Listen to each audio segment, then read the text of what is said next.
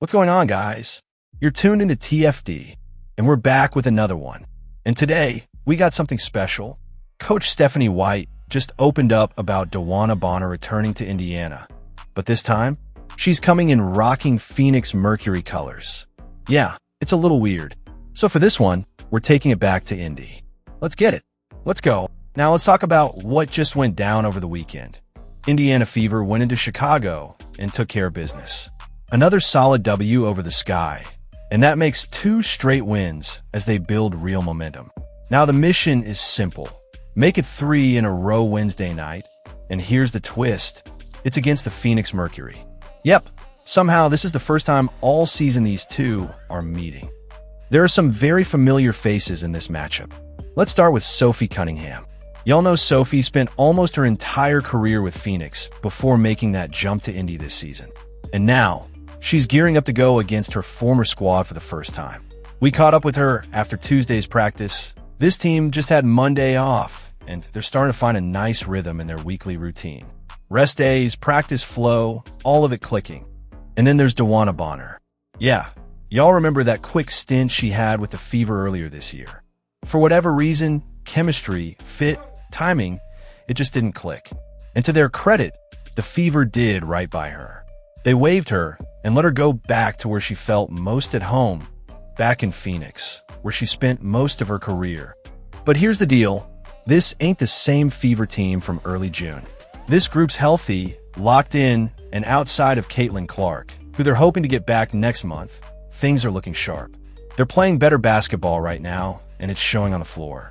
So come on in, pull up a seat inside Gainbridge Fieldhouse as we take you inside Fever practice. You'll hear from Coach Steph, Sophie Cunningham, and new face Chloe Bibby as we set the stage for this highly emotional Mercury matchup. Let's dive in. And yeah, I can't even believe I'm saying this, but Caitlyn Clark is out with a groin injury, and she's out here kicking a soccer ball. I mean, come on now. At first I thought, okay, maybe this is old footage, maybe it's nothing, but nope, this just dropped. It's a real, recent clip. Caitlyn Clark, with an injured groin, out there swinging her leg like she's trying out for the U.S. women's national team.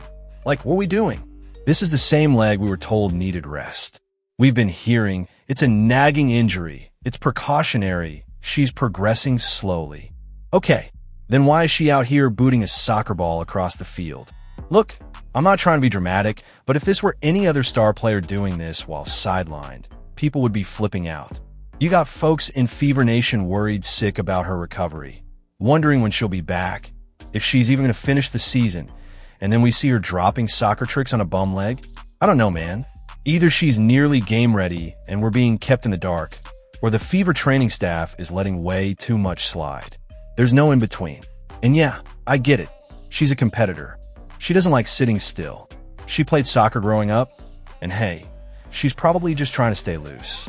But come on, if you got a groin strain, you're not doing high kicks for fun.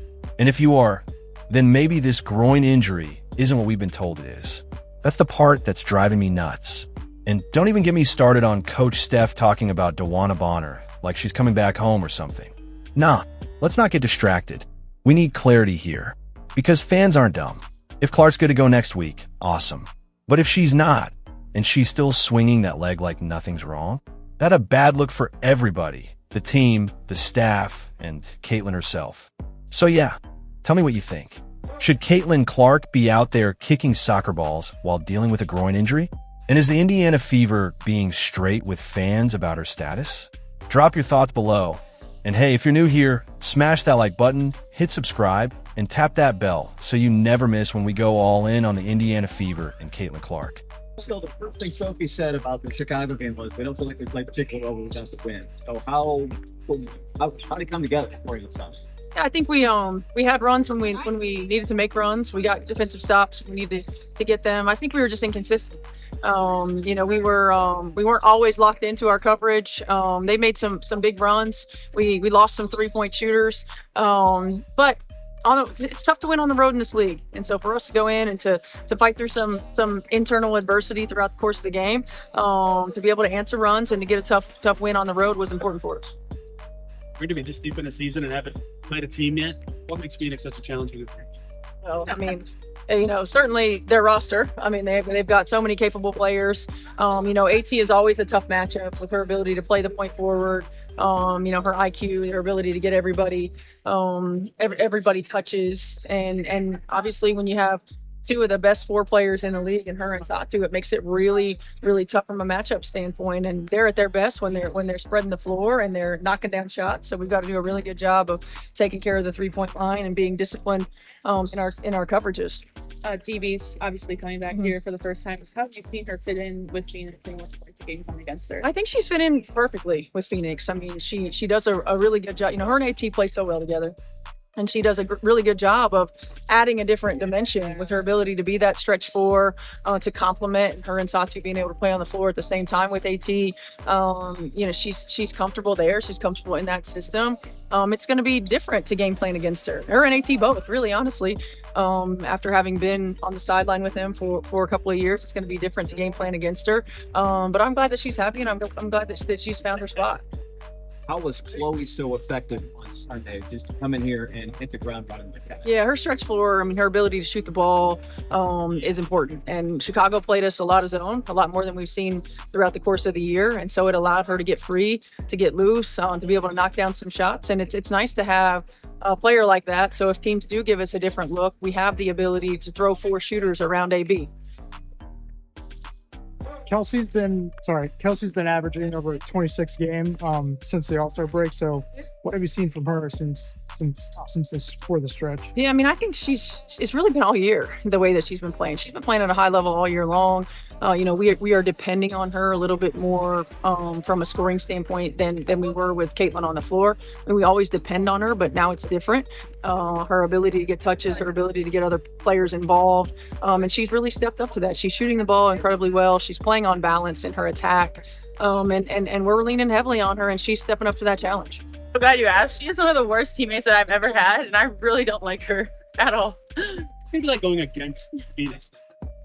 I have nothing but good things to say about Phoenix. That was my home for 6 years.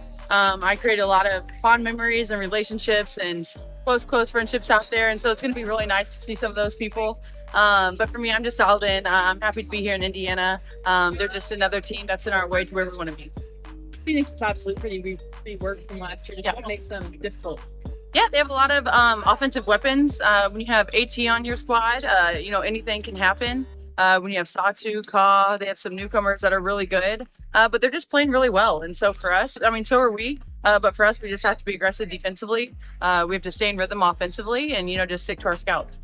It's been such a small circle when you cross paths with former teammates on the regular like this. How are the sometimes pleasantries, sometimes awkwardness of all of it, and then you have to get to the competition? That's not awkward. If it's awkward, then you need to grow up. But, for Phoenix, their roster the past 5 years, it's never been the same in 2 weeks, and I was a part of that forever. So there's no awkwardness there. It's going to be nice to see some of them. It's going to be nice to see some of their coaching staff. I miss some of them. But for me, that's part of the business. It's part of being a pro. And it's cool because when you do get to have so many different types of teammates, you get to know people off the court and really know why they are the way they are, what they're about. And I think that's the most special thing is the relationship piece of this league.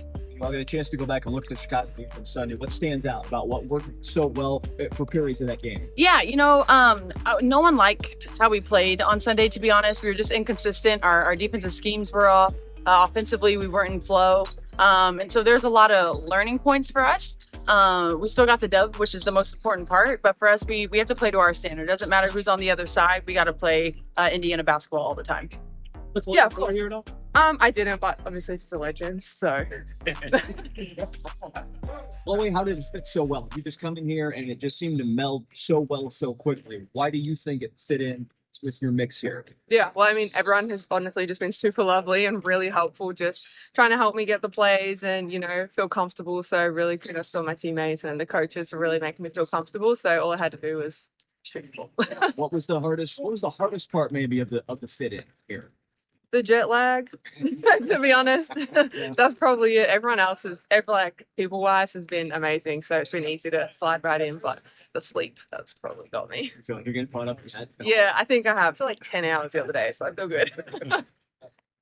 What part of your game do you think fits in best here? I think just my fast pace and ability to shoot the ball. I can space the floor. So I think that's, key and can help.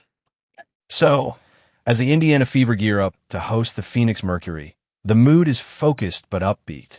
Despite inconsistencies in their last outing, the team showed resilience and is locking in on the details, tightening defensive coverages, trusting their offensive rhythm, and welcoming new contributors like Chloe with open arms. Stephanie White knows exactly what her squad is up against.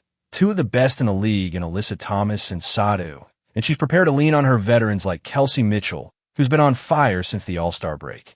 With former Fever star DeWanna Bonner making her emotional return to Indy in a Mercury jersey, the matchup will carry extra meaning. But as White and the players made clear, there's no time for nostalgia. This is about business. This is about keeping the Fever's momentum alive deep into the season. Get down in comments section. Tell us what you're thinking about this, and don't forget like and subscribe for daily updates. All